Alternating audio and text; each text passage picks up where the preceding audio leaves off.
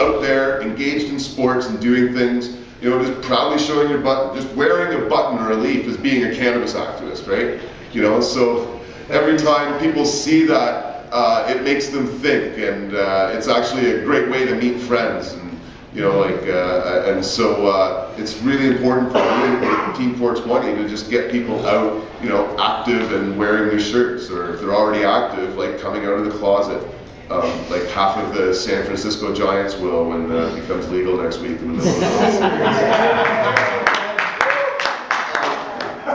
series. So, yeah, there's all sorts of little things that you can do that are really quite helpful in not only, you know, fighting Bill S10, but just in bringing this plant back to the status that it deserves, because cannabis in all of its various forms should be not just the lead industry, you know, when it comes to agricultural products or mining or any other resources, but we should be growing so much cannabis across this country and the world that it would almost be providing as much to our economy as, you know, very large segments like transportation, period.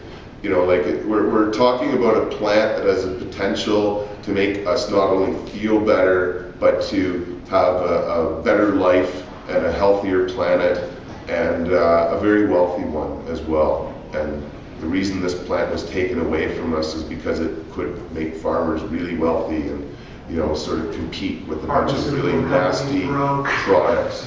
And so, like I say, there's all sorts of things that you can do to educate people, to get involved. And with Hempology as well, I'd like to think that what you're witnessing and even being a part of today is a group and a set of ideals that's now just starting to flourish and spread. We have 27 meetings and rallies this month alone. I think I added it up. The next 5 days I've got 8 events that I'm organizing or coordinating. There's a lot of different things that you can do, whether it's organizing film nights or, you know, different fundraisers. Oh, and I also wanted to note that, you know, thank you so much, James and Steve and the rest of the gang that's behind this other group, but not only is Hempology starting to spread into other towns and universities and doing events in all sorts of places, but I'm really honored to see, you know, groups like Up and Smoke that have come in a sense out of nowhere.